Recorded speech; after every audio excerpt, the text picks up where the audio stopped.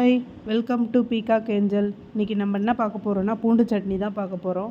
அதுக்கு தேவையான இன்க்ரீடியன்ட்ஸ் பார்க்கலாமா? ஒரு வாணலில் எண்ணெய் ஊற்றிக்கலாம். எண்ணெய் நல்லா காஞ்ச உடனே உளுத்தம்பருப்பு போட்டுக்கலாம்.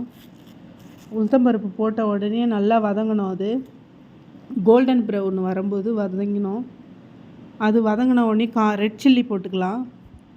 ரெட் சில்லி வதங்கின உடனே பூண்டு போட்டுக்கலாம். பூண்டு நல்லா வதங்கணும்.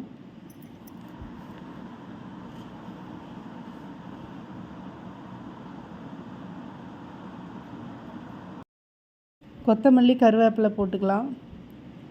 போட்டு நல்லா வதங்கணும். வதங்கின உடனே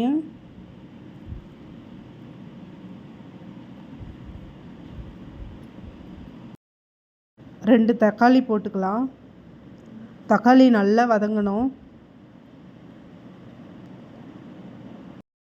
1 டேபிள் ஸ்பூன் உப்பு போட்டுக்கலாம். உப்பு போட்டு நல்லா வதங்கணும்.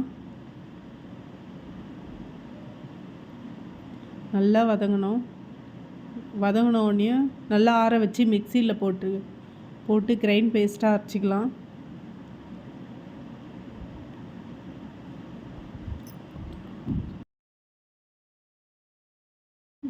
இப்போ நம்ம தாளிக்கலாம். ஒரு கடாயில் எண்ணெய் ஊற்றிக்கலாம். கடுகு 1 ஸ்பூன் போட்டுக்கலாம். கடுகு நல்லா பொரிஞ்சு வந்த உடனே ஒரு கொத்து கருவேப்பிலை போட்டுக்கலாம்.